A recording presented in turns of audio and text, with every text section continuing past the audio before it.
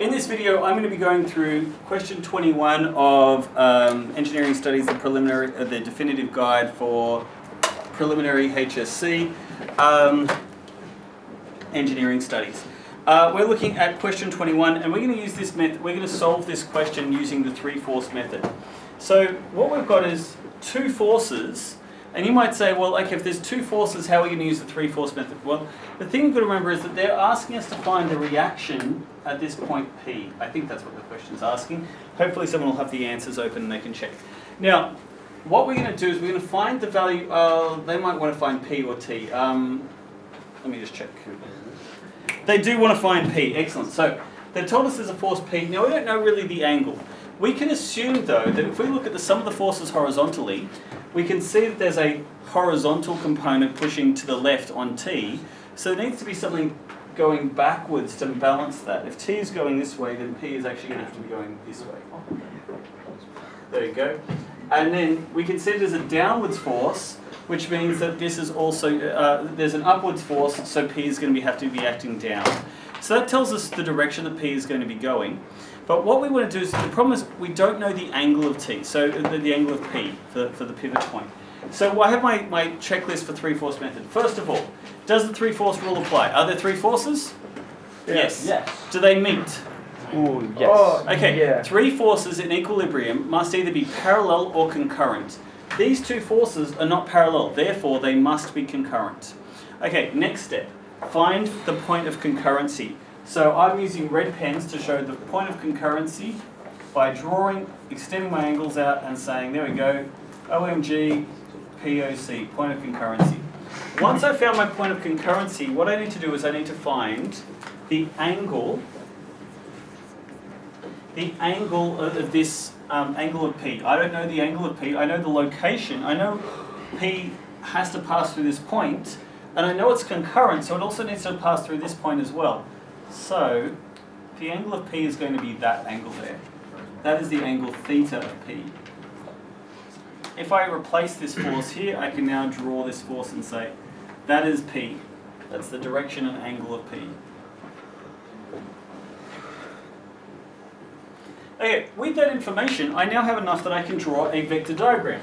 I know that my vertical force is going to be 120 newtons up, and I know that I'm going to have a tension force that is going to be going out here, some amount, and then I have a theta. Now I'm actually going to make this a bit smaller so I think it will fit on the page. So I'm going to call this here 120 newtons. Now when I'm drawing this diagram, well, there's a couple of things I need to do. First thing I need to do is I need to actually measure the angle. So to measure the angle, I am going to use a protractor, which I have here. You got a pencil? I have a pencil. Thank you. And you actually have a proper protractor. Okay, so what I'm doing on the book is I'm just extending my angles out across the page. I'm then finding my angle.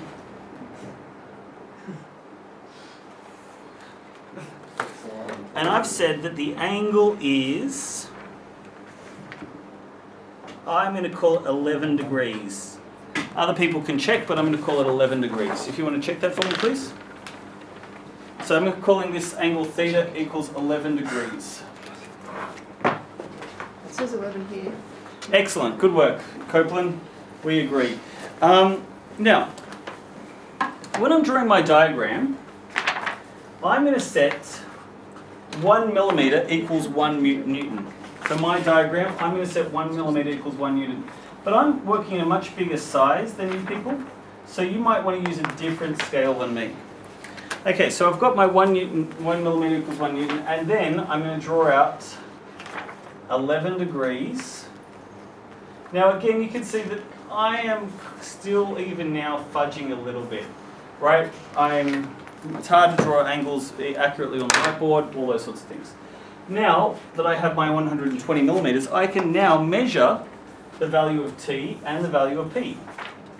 P is going to be, let's call it 200, 400, I've got 570. What did the book say?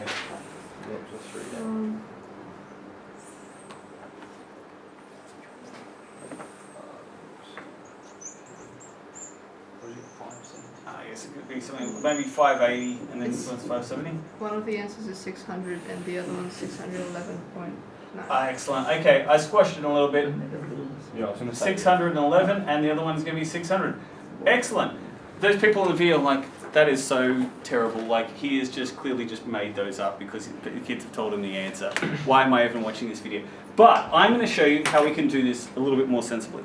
Okay, here's what we can do without drawing it to scale.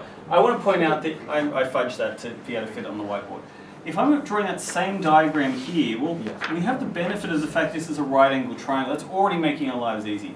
We've got 120. We know that this angle here is 11 degrees. So if we know that this angle is 11 degrees, if we want to find this one, what are we going to use? Okay, we've got the opposite, and we want to find the hypotenuse. Toa. Yep, we've used opposite. Yep, we can use sine. I take so long on those. Sine 11 degrees equals opposite, which is 120 divided by hypotenuse. So the hypotenuse, we can swap those around. We can say that, what was this? P. You can do it faster. P is going to equal 120 newtons divided by sine 11 degrees, which is going to equal 611? Yeah. 0.9. 611.9, like that? 0.8. Okay, and then this one, T, is going to equal, well, it's going to be, what are we finding here?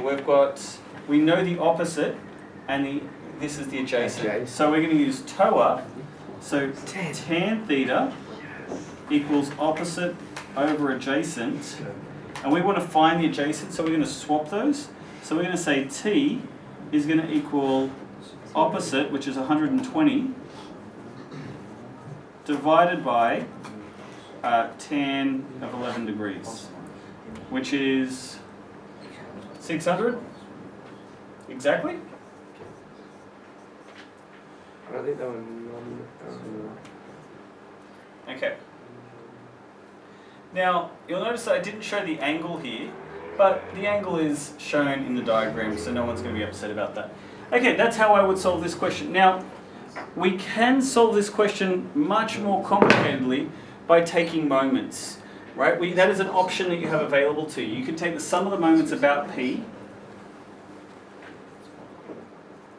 Sum of the moments about P equals 0. 0 equals 120 is the force times the distance of, we use millimeters, 300 millimeters. That's going clockwise or anti-clockwise? It's going anti-clockwise, so I need to have a minus sign. T is also,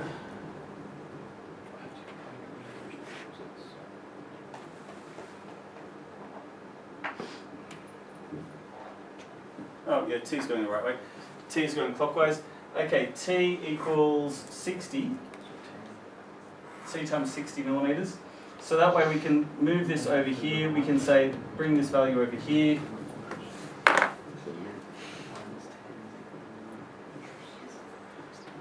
Okay, I've got 120 times 300 equals 36,000 equals 60T. Therefore, T equals 36,000 divided by 60 equals 600, which is the answer we got. But, now, to calculate P, what we need to say is, well, P, if we do the sum of the vertical, we know that for P, if we do the sum of the forces vertically, well, we know that we've got 120 down, so therefore P vertical is going to have to equal 120. And if we do the sum of the forces horizontally, that's a big H, that shouldn't be so big. If we're doing sum of the forces horizontally, we've got 600, so therefore the P horizontally is going to have to be equal to 600. So therefore P total is going to equal the square root of 600 squared plus 120 squared, which is 600 600 squared plus 120 squared equals square root of all this equals 611 newtons.